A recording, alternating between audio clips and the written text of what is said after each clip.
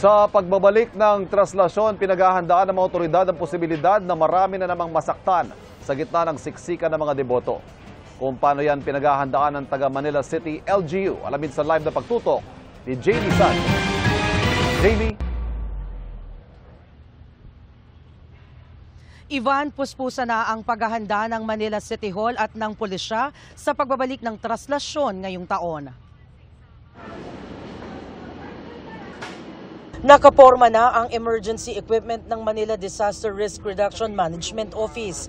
Handa na rin ang mga ambulansyang ide-deploy sa araw ng traslasyon. Nakatayo na rin ang Advanced Medical Post o Field Hospital ng Manila LGU sa Cartilla. Kompleto ito ng kagamitan na para ka na rin nasa ospital. May 30 beds na bawat isa may katabing oxygen tank.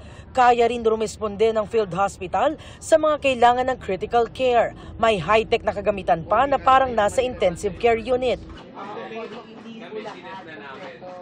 May mobile clinic na pwedeng magsagawa ng minor suturing sa mga debotong masusugatan. May simulation exercise kanina ang Manila DRRMO para ipakita ang pagiging maagap nila sa pagtugon sa pangangailangan ng pasyente. Merong isang motorcycle rider na kunwaring na aksidente. Mula ambulansya, ipinasok siya sa field hospital. Ang ikalawang pasyente naman, hinihinalang na stroke. Mula stretcher, dahan-dahan itong inilipat ng medical bed at agad tiningnan ng mga doktor at nilagyan ng mga aparato. At ang ikatlong pasyente, naka-wheelchair. Lahat agad binigyan ng atensyong medikal. Ito po ang pinakamalapit na lugar na pwedeng pagtakbuhan po ng mga magiging pasyente natin. Kung kaya naman po natin dito na gamutin na, dito na lang po natin itakbo. Para hindi rin po natin maklag yung ating mga ospital. Sinilip ni Manila City Mayor Honey Lacuna ang paghahanda ng lungsod.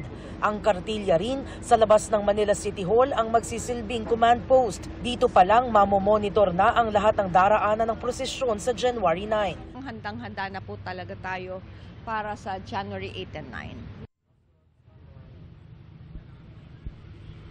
Ivan, ngayong hapon, isang send-off ceremony ang isinagawa sa pulisya na magpapanatili at magtitiyak ng seguridad at kaayusan sa traslasyon. Mahigit 12,000 PNP personnel ang madedeploy sa traslasyon. At yan ang latest mula rito sa Maynila. Balik sa iyo, Ivan. Maraming salamat, Jamie Santos.